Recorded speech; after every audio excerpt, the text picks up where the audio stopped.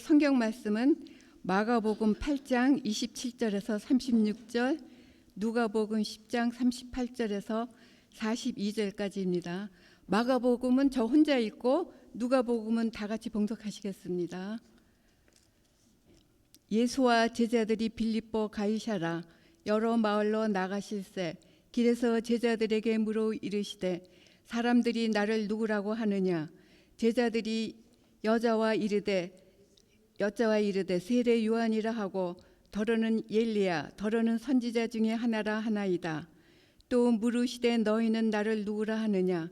베드로가 대답하여 이르되 주는 그리스도이나 하매 이에 자기의 일을 아무에게도 말하지 말라 경고하시고 인자가 많은 고난을 받고 장로들과 대사장들과 서기관들에게 버림받아 죽임을 당하고 사흘 만에 살아나야 할 것을 비로소 그들에게 가르치시되 드러내놓고 이 말씀을 하시니 베드로가 예수를 붙들고 항변하매 예수께서 돌이키사 제자들을 보시며 베드로를 꾸짖어 이르시되 사탄아 내 뒤로 물러가라. 내가 하나님의 일을 생각하지 아니하고 도리어 사람의 일을 생각하는도다 하시고 무리와 제자들을 불러 이르시되 누구든지 나를 따라오려거든 자기를 부인하고 자기 십자가를 지고 나를 따를 것이니라. 누구든지 자기 목숨을 구원하고자 하면 잃을 것이요 누구든지 나와 복음을 위하여 자기 목숨을 잃으면 구원하리라. 사람이 만일 온 천하를 얻고도 자기 목숨을 잃으면 무엇이 유익하리요. 다음은 다 같이 봉독하시겠습니다. 그들이 갈 때에 예수께서 한 마을에 들어가심에 마르다라 이름하는 한 여자가 자기 집으로 영접하더라. 그에게 마리아라 하는 동생이 있어 주의 발치에 앉아 그의 말씀을 듣더니 마르다는 준비하는 일이 많아 마음이 분주한지라. 예수께 나아가 이르되 주여 내 동생이 나 혼자 일하게 두는 것을 생각하지 아니하시나이까. 그를 명하사 나를 도와주라 하소서. 주께서 대답하여 이르시되 마르다야 마르다야 내가 많은 일로 염려하고 근심하나 몇 가지만 하든지 혹은 한 가지만이라도 족하니라. 마리아는 이 좋은 편을 택하였으니 빼앗기지 아니하리라 하시니라. 아멘.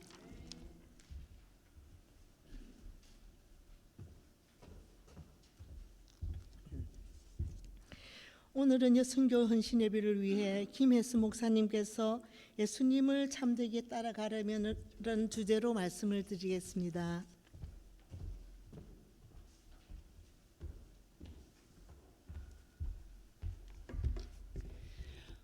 우리 김은감 목사님 설교 시작하시기 전에 오 예 하고 서로 인사하시는데요.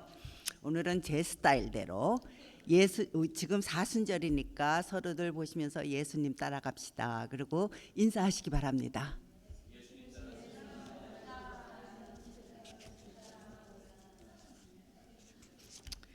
예수님 따라가자 그러는데요. 예수님 따라가는 길이 결코 쉬운 길은 아닐 것 같아요. 그래서 우리가 본문에 보면은 자기를 부인하고 십자가를 지고 나를 따르라 그랬는데 그것처럼 어려운 것이 없죠. 그건 누가 할 수 있겠어요. 사람의 힘으로는 참 불가능한 그런 일을 예수님께서는 명령하셨어요.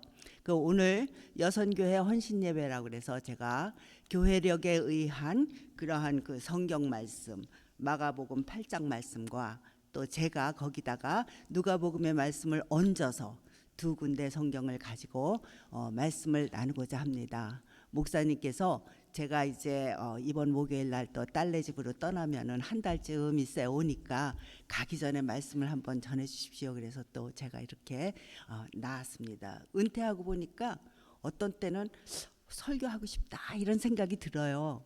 그런데 그래서 그럴 때 가끔가다 목사님께서 설교해 주시겠어요? 그럼요. 그리고 대답을 해놓고 그 다음에 집에 가면 아이고 이거 괜히 약속했구나. 이거 어떡하지? 그 은퇴하고 나니까 이렇게 공부하던 그런 그 디스플린이라 그럴까 이런 것들이 좀 해이해지고 그래서 참 어렵다 그런 생각이 들지만 오늘 또 하나님께서 주시는 말씀 여러분들과 나누려 합니다. 근데 제가 오늘 본문을 뭐 우리 여선교회 성가대나 뭐 이런 분들한테 이야기한 일이 없고 목사님께도 지난 수요일 날 본문을 보내드렸는데 찬양의 내용하고 제가 말씀드리는 내용하고 너무 똑같아서 사실은 설교를 안 해도 될 것 같아요. 근데 그래도 제가 준비해 왔으니까 하겠습니다. 오늘 본문 중에 마가복음의 말씀은 우리가 잘 아는 그러한 말씀이에요. 가이사라 빌립보에서 예수님이 제자들에게 내가 누구냐 그러고 물으셨죠. 근데 그 얘기는 왜 그러셨냐 하면은 마가복음 8장을 처음부터 보면은 예수님께서 떡 7개와 그다음에 물고기로 4,000명을 먹이셨어요. 그런 일이 있은 다음에 바리새인들이 예수님을 헐뜯고 그러니까 예수님께서 제자들에게 저 바리새인과 서기관들의 누룩 그런 걸 조심해라. 왜냐하면 누룩은 다른 것을 변질하게 만들잖아요. 그래서 그걸 조심하라 그러니까는 제자들이 야 예수님께서 우리가 지금 먹을 떡이 넉넉지 않아서 저런 말씀을 하시는 거 아니야? 그렇게 서로들 수근수근거리니까 예수님께서 아직도 내가 누군지 모르느냐, 나를 그렇게 따라다니고도 내가 진짜 누군지 모르느냐 그런 말씀을 하시면서 본문이 시작된 거예요. 그래서 사람들이 나를 누구라 그러더냐 그러니까 엘리야요, 훌륭한 선생님이요, 선지자요 막 이렇게 제자들이 얘기를 하니까는 그러면 너희는 나를 누구라고 그러느냐 그랬더니 베드로가 즉석에서 주는 그리스도이십니다. 근데 마태복음에 보면은요 베드로가 뭐라 그랬냐면은 주는 그리스도시요 살아계신 하나님의 아들이십니다. 그렇게 이야기하자마자 예수님께서 뭐라 그러시냐 하면은 바요나 시모나 내가 복이 있도다. 내가 이 반석 위에 내 교회를 세우리라. 얼마나 영광된 얘기예요. 저도 한번 예수님한테서 그런 칭찬을 듣고 혜선아 너 참 훌륭하다. 네 반석 위에다가 내 교회를 세우겠다. 이러면 아마 제가 떠돌아다니면서 세상에 그냥 광고를 하고 다닐 것 같아요. 이렇게 예수님께서 칭찬을 하셨는데 그 순간에 예수님께서 내가 누구라는 것을 진실로 진실로 너희들이 알기를 원한다고 말씀을 하신 것이 내가 왜 왔느냐? 내가 고난을 받고 십자가에 달려 죽을 것이다. 그 즉시 또 베드로가 하는 얘기가 주여 절대로 안 됩니다. 무슨 일이 있어도 그런 일이 일어나서는 안 됩니다. 베드로답죠. 저 같아도 그랬을 거예요. 근데 예수님께서 고맙다. 과연 너 같은 제자가 있어서 내가 살맛이 난다. 이렇게 얘기하신 것이 아니라 사탄아 내 뒤로 물러가라. 너는 하나님의 일을 생각하지 않고 사람의 일을 생각하는구나. 이거 얼마나 무서운 말씀이에요. 그리고 야단을 맞았어요. 베드로가 누구입니까? 정말로 예수님을 사랑하고 또 예수님이 돌아가신 후까지도 예수님 가신 길을 따라가기 위해서 예수 전파하다가 순교한 사람이에요. 그럼에도 불구하고 베드로가 시시때때로 이렇게 마음이 먼저 가서 하나님의 생각하기 전에 실수를 해가지고 예수님한테 꾸중을 듣고 예수님이 원치 않는 일을 할 때가 종종 있었죠. 가령 제사장의 뜰에서 예수님이 잡히시기 전에 우리 베드로가 칼을 꺼내서 말고의 길을 뺐어요. 왜냐? 내가 사랑하는 우리 선생님, 우리 예수님 내가 보호하겠다는 거죠. 그때 예수님은 말고의 길을 다시 붙여주셨거든요. 그러니까 베드로는 언제든지 예수님을 제일 먼저 사랑하고 가장 마음 깊은 곳에서부터 존경하고 예수님을 위해서는 뭐든지 하겠다는 마음이 투철한 사람이에요. 참 귀한 사람이죠. 예수님이 베드로를 몇 번 꾸짖으셨다 그래서 베드로가 나쁜 사람이 아니에요. 베드로가 말썽만 부리는 그런 말썽쟁이가 아니에요. 꾸중을 듣는다는 거는 어떤 의미에서는 참 감사한 일이고, 우리 영어로 얘기하면 take it as an honor. 이건 영광스러운 일이에요. 왜냐? 우리가 모르는 사람한테는 꾸중을 안 하죠. 뒤에서 흉을 보죠. 그런데 내가 참 사랑하고 앞으로 더 컸으면 좋겠다, 이런 사람 있으면 꾸중을 해요. 왜냐? 내가 꾸중을 하더라도 저 사람이 나를 떠나지 않을 것이라는 확신이 있기 때문에 사실은 꾸중을 해요. 여러분들이 아이들을 꾸중할 때도 내 아이니까 꾸중을 하지, 남의 아이가 내 마음에 들지 않는 일을 한다고 꾸중하지는 않아요. 그러니까 예수님께서 꾸중을 하셨다는 얘기는 그만큼 베드로를 믿고 사랑하고 그만큼 베드로가 더 영적으로 성장하기를 원하셨기 때문에 그렇게 꾸중을 하셨던 거죠. 어떤 의미에서 소극적으로 예수님만 따라다니고 그냥 말씀만 듣고 알았습니다, 감사합니다, 이런 사람들은 예수님한테서 꾸중 들을 이유가 전혀 없어요. 여러분들, 교회에서 일을 많이 하고 예수님 사랑하고 예수를 위해서 많이 일한다고 그래서 항상 칭찬만 받을 것 같죠? 절대로 그렇지 않아요. 어떤 때는 나는 참으로 예수님을 위해서 일을 했는데 내 영적으로 갈급할 때가 있어요. 뭔가가 이상하다 그럴 때가 있어요. 기도 중에 하나님이 너 왜 그랬니? 그러실 때가 있어요. 그럼 그럴 때는 이거 참 내가 최선을 다해서 예수님 위해서 일했는데 또 그러시나, 이상하다 그러고 시험에 들지 마시고, 이 일을 통해서 예수님께서 나에게 무슨 말씀을 하시는 건가, 내가 사람의 일을 먼저 생각하고 예수님 위한다는 그런 생각으로 일을 저지르지는 않았는가, 이런 생각을 한번 해볼 수가 있지요. 베드로가 예수님이 십자가를 지려 오셨기 때문에 예수님을 참되게 따르려면 그 십자가까지 지고 오라는 그 말씀까지 이해하는 데는 시간이 참 많이 걸렸어요. 가끔 가다가요, 어떤 모임에서 사람들이 서로 하기 싫어하는 일을 누군가가 억지로 하면서 내가 십자가를 지지, 이러고 일을 하는 경우가 있어요. 보면은, 그죠? 한 가지 예를 든다면 어느 비 오는 날 친구들이 모여가지고 무슨 슈퍼볼을 보다가 비가 오는데 피자를 오다 해놓고 서로 가기 싫어서 그거 픽업하러 가면은 슈퍼볼 게임 미치고 또 바깥에는 비가 오고 그러니까 서로 눈치를 보는데 어느 누가 내가 십자가를 지지, 그러고 나가서 피자를 픽업해 온다고 그것이 진실된 십자가인가요? 그거는 십자가를 모독하는 일이죠. 실제로 십자가를 진다면 그거는 하나님의 영광을 위해서 나를 희생하고 일을 하는 거, 그것이 십자가를 지는 것이고, 내가 나를 부인하려고 하는 것이 아니라 그 십자가가 사실 무겁기 때문에, 참으로 힘들기 때문에 내가 원하는 것을 억제하고 나를 죽이고 그 일을 해야 되기 때문에 그것이 십자가라는 거예요.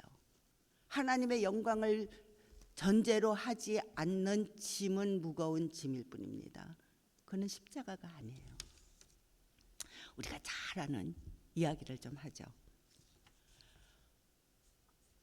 우리나라에 처음으로 선교사가 왔는데 그 선교사 이름이 헨리 아펜젤라입니다. 물론 장로교의 언더우드하고 같은 배에서 내렸어요. 그런데 그 아펜젤라 선교사가 보스턴에서 공부를 하고 여기 뉴저지에 있는 두루 신학교에 와서 신학 공부를 하면서 해외 선교 위원회 이런 데 자기가 가입을 해가지고 거기서 열심히 기도하고, 그리고 선교사들을 지원하는 그런 모임에 다니다가 자기가 감동을 받아가지고 나도 선교사로 가겠다고 생각을 한 거예요. 그래서 20대 청년이 아시아에 선교를 가기로 결정을 하고, 그 다음에 그거 두루 학교를 졸업하자마자, 신학교를 졸업하자마자 갓 결혼한 부인과 함께 아시아로 떠난 거예요. 처음에는 중국을 향해서 떠났다 그래요. 근데 나중에 그것이 코스가 바뀌어서 한국이 됐다 그러는데, 제가 두루대학을 나왔기 때문에 이것이 더 실감이 나는데, 그 두루에 가면은 이 이야기를 한 졸업하기 전에 3년 동안에 10번은 더 들어요. 아펜젤라 선교사 부부가 메디슨 학교에서부터 기차 정거장까지 걸어서 15분쯤 되는데, 기차를 타러 가는데 온 두루 학생들이 다 줄을 서 가지고 울면서 기차역까지 같이 가서 전송을 했다는 거예요. 왜냐? 이거는 알지도 못하는데 몇 달을 배를 타고 가야 되는 이 길을 그 20대 젊은 청년이 갓 결혼한 부인하고 떠나는데 못 돌아올 곳으로 가는 그런 보냄을 하면서 다 울고 보냈다는 거예요. 그런데 아펜젤라 선교사가 한국에 도착한 것은 2달 후 부활주일 아침에 인천에 도착해가지고, 그래가지고 거기서부터 선교 활동을 시작해서 그 선교를 하면서 처음으로 세운 것이 배제학당. 그리고 그곳에 있으면서 아이를 낳는데, 딸을 낳는데, 그 딸이 한국에서 처음으로 태어난 외국인. 그 옛날에 아펜젤라가 복음을 전하겠다고 가가지고 한국에서 최선을 다해서 자기를 바쳐서 복음을 전했어요. 그러다가 아펜젤라가 44살 때 이제 목포에서 성경 번역 회의가 있어가지고 한국말로 성경을 번역한다는 그런 회의가 있어가지고 인천에서 배를 타고 목포로 가다가 배가 침몰하는 바람에 43살에 한국에서 죽었습니다. 주를 위해서 자기를 부인하고 십자가를 진다는 게 앞으로 어떤 일이 닥친다는 것을 모르고 정말 이것이 하나님의 영광을 위한 것이라고 생각했을 때 하는 거, 이것이 십자가인데 예수님이 제자들한테 너를 부인하고 십자가를 지고 나를 따라오라 그렇게 말씀하셨는데, 과연 우리가 지금 그것이 가능할 일일까요?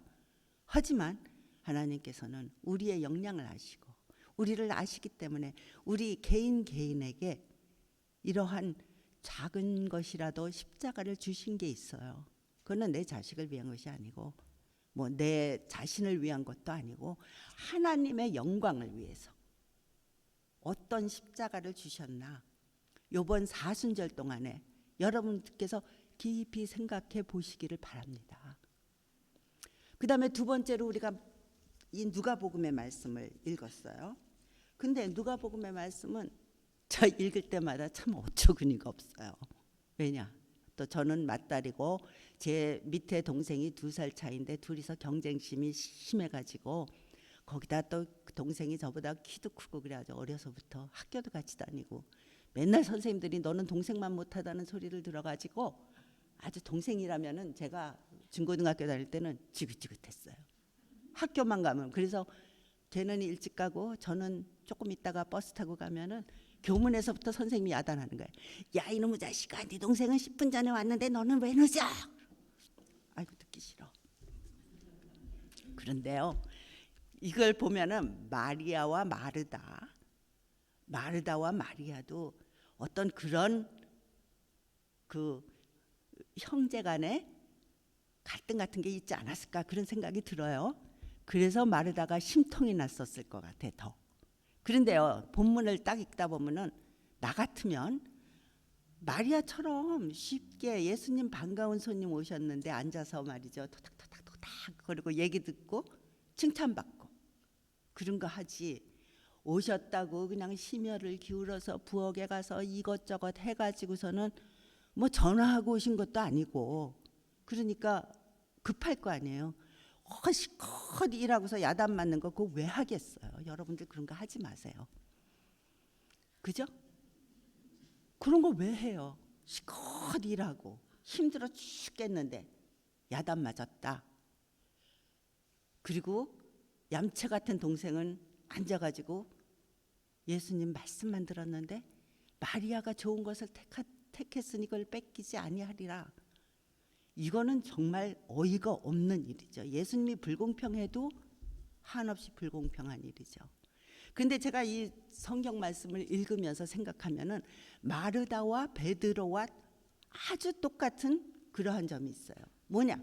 예수님만 보면 반가워서 뭐든지 해드리고 싶고, 그냥 뭐든지 꺼내가지고 다 차려서 드리고 싶고, 예수님만 보면은 그냥 우리 집으로 모셔가지고서는 어떻게 하든지 쉬게 하고 싶고, 그 예수님만 보면 뭐든지 하고 싶은 거예요. 그러니까 그 마음은 베드로나 마르다나 똑같은 거죠. 근데 문제는 너무 정신없이 예수님 뭘 대접할까 이것만 생각하다 보니까 진수가 빠졌다는 거죠. 그러니까 예수님이 내가 여기 온 것은 너희들과 교제하고 싶어서 온 건데 지금 너무 많은 것 때문에 네가 걱정하고 심지어는 나한테 화를 내고, 그리고 동생을 불러서 같이 부엌에서 일하게 하라. 그러면은 예수님 혼자서 방에 모셔둬라. 그거 아니에요. 예수님 누구랑 얘기해 그러면은.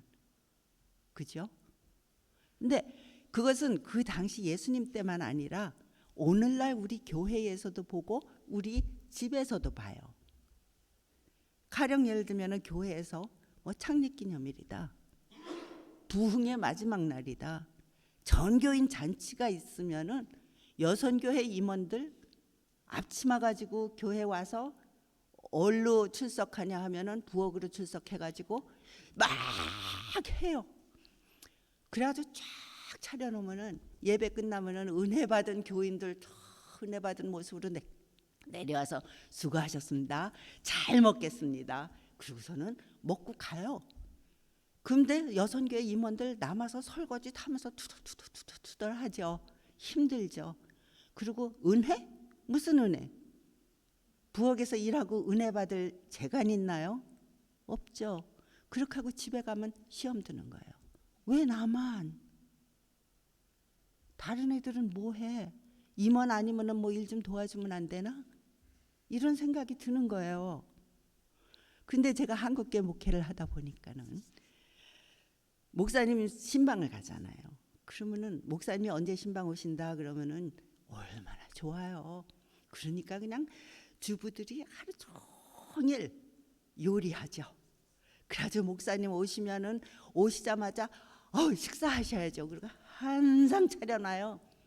그 다음에 한국 음식을 차려놓으니까 국도 몇 번 퍼와야죠. 뭐도 해야죠. 앉아서 먹는데 5번, 6번 왔다 갔다 하다 보면은 식사가 다 끝나고 벌써 2시간이 다 돌아오니까 목사님 가셔야 되잖아요. 그 목사님 가시는 거예요. 근데 목사님이 신방을 오실 때는 마음속으로 목사님 오시면은 이것도 좀 여쭤보고 이런 말씀도 좀 들어야 되겠다. 목사님하고 이렇게 얘기 좀 해야 되겠다. 이런 마음을 가지고 있었고, 또 목사님대로 내가 이번에 가면은 이런 교회 일을 의논을 좀 해야 되겠다. 이렇게 생각을 하고 오셨는데 그만 밥상이라는 것 때문에 아무것도 못하고, 그러고서는 목사님은 오늘도 또 할 얘기를 못했구나. 그리고 가시고, 그 다음에 목사님 가신 다음에 부엌에 그냥 막 어질러 놓은 거 설거지하고 나면 10시 11시, 그러고 나면은 목사님 오셨다 가셨는데 은혜? 무슨 은혜? 그죠? 그렇게 되는 거예요. 제가 목회를 할 때 맨 처음에 이제 교회에 7월 1일 날 부임하잖아요. 그래서 7월 첫 주에 그렇게 광고를 했습니다. 이번 여름 동안에 제가 전교인 신방을 하겠습니다. 그런데 첫째로 저는 먹지도 마시지도 않습니다. 그러니까 가면은 그냥 시간만 주십시오. 이렇게 이야기를 했어요. 그랬더니 이 미국 노인들 집에서 과자도 굽고 뭐 케이크도 굽고 이런 것이 또 취미인분들이 많잖아요. 근데 소문이 난 거예요. 야, 목사가 오면은 먹지도 않고 마시지도 않는다는데 어떡하냐? 그러면서 세크리터리한테 뭐 전화해가지고 진짜냐 그게? 뭐 이런 소문이 돌고 자기들끼리 웅성웅성 했다고 그래요. 그래서 이제 몇 집을 갔는데 뭐 해놨어요. 물론 한국식으로 이렇게 해놓진 않지만, 그래서 제가 광고를 했기 때문에 먹지도 마시지도 않고 먹은 거나 다름없이 생각하고 가겠습니다. 그랬더니 싸주겠대요. 그래서 싸가지도 않겠습니다. 왜냐하면 싸주지 못하는 사람들이 시험 들을 거니까 저는 싸가지도 않습니다. 그렇게 하고 한 10집 신방하고 나니까 소문이 돌았어요. 그 목사 진짜로 안 먹는다. 진짜로 안 마신다. 그러니까 가니까는 아무것도 준비 안 해놓고 앉아가지고요.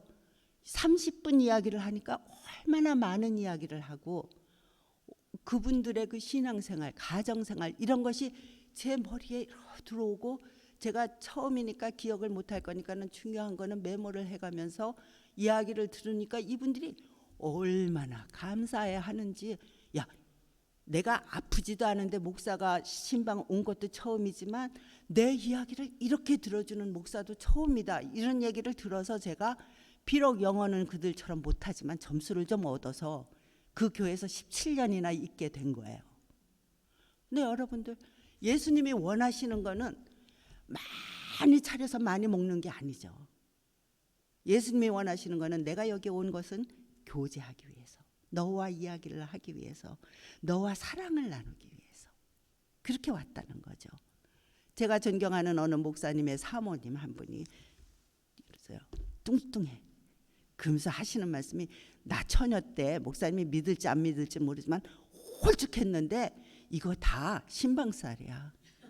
속햇살이야 그러시는데 제가 그 말씀 믿어요. 왜냐하면 신방을 2번을 저녁 때 가면은 2끼를 먹어야 된다는 거예요. 왜냐 차려놨는데 안 먹을 수가 없잖아요.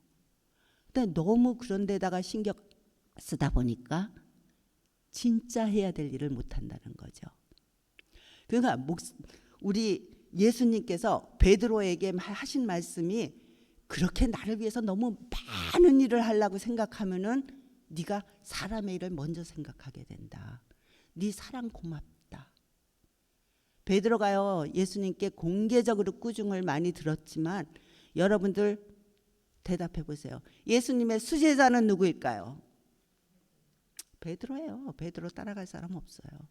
그 다음에 마르다가 그렇게 극성을 부리다가 예수님한테 꾸중을 들었지만 우리 본문 성경 말씀에 누가복음 좀 올려주실 수 있어요? 주인공이 누구냐 하면은 마르다예요. 예수께서 마을에 들어가심에 마르다라 이름하는 한 여자가 자기 집으로 영접하더라. 마르다한테는요 남동생도 있었어요. 나사로. 그런데 이 집의 주인은 누구냐면 마르다고 예수님을 영접한 주인공은 마르다예요. 그러니까 이 본문의 주인공은 마르다인데 잠깐 너무 예수님을 위하다 보니까 예수님께서 먼저 할 일을 생각지 못하고 네가 너무 많은 일로 근심했구나. 그리고 꾸중하신 거예요. 여러분들 교회에 오셔서 신앙생활 하면서 말이죠. 아무것도 안 하고 그냥 예배만 보고 가시면 시험 당할 일 없어요. 누구한테 욕 먹을 일 없어요. 그렇게 신앙생활 하시고 싶은 분들은 하셔도 돼요. 그런데 일 많이 하고 내 거 다 바쳐서 헌신하고 그리고 욕 먹으면 되게 억울해요. 그죠? 근데 그때도 한번 생각해 보세요. 예수님께서 뭐라 그러시는 건가? 잠깐 스탑. 뭐가 더 중요한가? 정말 이 일을 하면서 내 영적으로 은혜를 받았는가? 내 영감이 하나님께서 이 소명을 지금 주셔서 이렇게 하는 건가? 아니면 내가 무조건 열심히 하는 건가? 근데 무조건 열심히 하는 거는 사실은 하나님한테는 도움이 안 돼요. 오늘 여선교회 헌신 예배라 그러는데 여선교회 하면은요 그거는 미션을 한다는 얘기예요. 그 친목회가 아니라. 근데 이 여선교회가 어떻게 시작을 했는지 아세요? 1869년에 남보스턴이라는 조그만 시에 있는 그 동네에서 8명의 감리교 여성이 야 우리도 뭔가 좀 해보자 그러면서 Foreign Missionary Association Committee 이런 걸 만들었어요. 그러니까 해외 선교회, 그러니까 여자 해외 선교회, 여선교회를 만드는 거예요. 그가 남자들이 볼 때 얼마나 우습겠어요. 그래서 남자들이 그거 실패할 건데 너희들 시작도 하지 말아라. 그리고 반대가 심했다 그래요. 근데 이 8명이 시작을 한 거예요.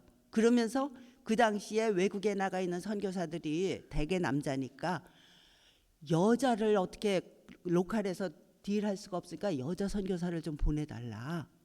그리고 또 특별히 의료 선교사면 더 좋겠다. 이런 얘기가 있어가지고 아마 교회마다 그런 광고들이 있었던 모양이에요. 그래가지고는 이분들이 8명이서 야 우리도 해외에 의료 선교사를 보내자 그래가지고 2명을 보내게 된 거예요. 한 분은 여자 닥터고 한 분은 그냥 여신도인데 이 2명의 의료 선교사가 어디를 갔냐 하면은 인도를 갔어요. 그래서 이 2사람이 인도를 가고 나니까 이 사람들을 서포트해야 될 거 아니에요. 근데 뭐 그 당시에 무슨 기금이 있는 것도 아니고 반대하던 남자들이 돈을 줄 것도 아니고 그거 어떻게 해요? 그러니까 그런데 1869년에 조직한 이 여선교회가 1871년 2년 만에 26,000명으로 늘었다는 거예요. 그러니까 이 여선교회를 통해서 해외 여선교회 여성 해외 선교회를 통해서 이 선교사들을 서포트하기 위해서 여자들이 한 주일에 2센트를 모으기로 그렇게 결정하니까 한 주일에 2센트니까 1년이면 1불 이렇게 해서 선교사를 보내는데 여선교회가 점점 불어나고 회원들이 많아지고 그러니까 아프리카도 선교사 보내고 또 아시아도 보내고 또 보스턴 근처에서 이제 시작을 했으니까 보스턴 근처에서 좀 허름한 동네에 가서 가정 방문을 하면서 뭐가 어려운가 그래가지고 아이들을 위한 복지 시설도 만들고 킹더가든도 만들어주고 보건소도 만들고 그 8명이 시작한 이 선교회가 그런 일을 하면서 그 다음에 무슨 일까지 했냐면은 자꾸 세계적으로 사람을 보내기 시작하니까 한국에도 선교사를 보낸 거예요. 여자 선교사들을 보낸 거예요. 그래가지고 한국에서 이 여선교사들이 가서 어린아이들과 특별히 여성들의 건강 또 여성들이 받는 가정학대 이런 것들을 위해서 일하면서 선교하면서 예수를 복음하면서 그러면서 아 여성들이 눈을 떠야 이 나라가 제대로 되겠구나. 그래가지고 여성 학교를 만든 것이 이화학당이에요. 그 반면에 한 10년 전에 인도로 간 여성들이 두 의료 선교사가 거기서 여성 학교를 세웠어요.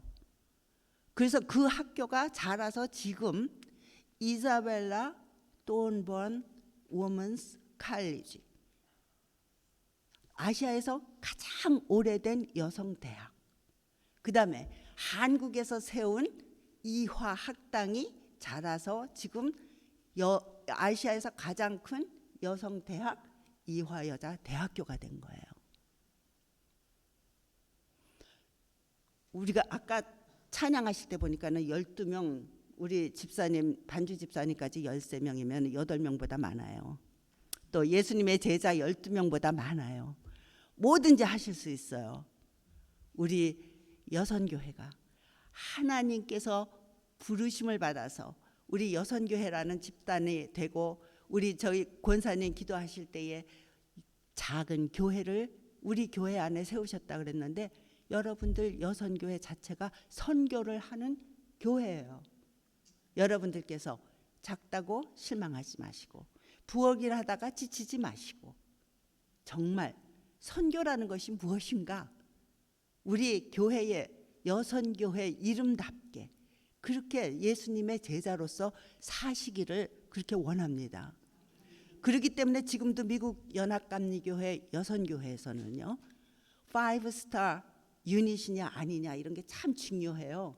근데 5스타 유닛이 되려면은 해외 선교를 돕느냐 또 우리 지역 사회를 돕느냐 여선교회 회원들의 교육을 하느냐 뭐 이렇게 해서 5가지 별을 받아야 5스타 유닛이 되는 거지 교회에서 잘 먹고 잘 대접하고 잘 치웠느냐 이런 조항은 없어요 사실은. 그렇지만 초대교회에서 만날 때마다 떡을 떼고 먹고 기도하고 함께 사교를 지냈으니까 먹는 거 중요하죠. 예수님도 먹는 거 중요했어요. 먹고 마시고 같이 지내면서 성도의 교제를 나누면서 우리에게 주신 십자가가 무엇인가? 이 십자가가 우리에게 얼마큼 어려운데 그럼에도 불구하고 따라가야 되는가?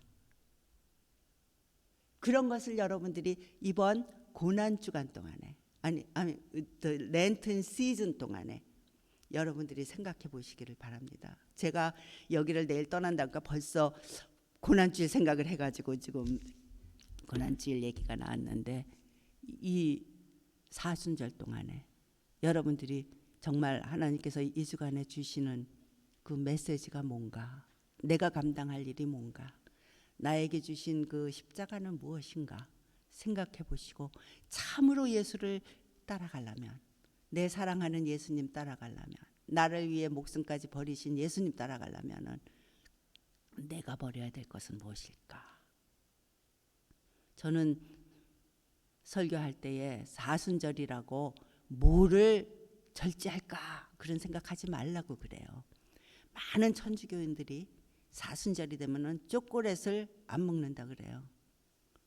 그런 얘기 들어보셨어요? 초콜릿 안 먹는다고? 그 초콜릿 안 먹는데 하나님께 무슨 영광이 될까요? 그죠? 먹고 싶으면 먹어야죠.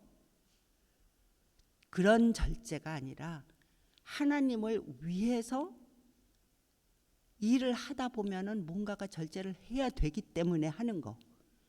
그런 것이 무엇일까요? 여러분들 한번 생각해 보시기 바랍니다. 그래서 여러분께서 이번 사순절을 통해서 예수님 참되게 따라가는 그런 나의 방법을 예수님께로부터 지시받고 그리고 그 길 가시기를 기원합니다. 기도하겠습니다. 사랑과 은혜가 충만하신 하나님 아버지, 저희들을 이렇게 불러주시고 한자리에서 예배드리게 하여 주심을 감사합니다. 특별히 오늘 여선교회 헌신 예배로 드립니다.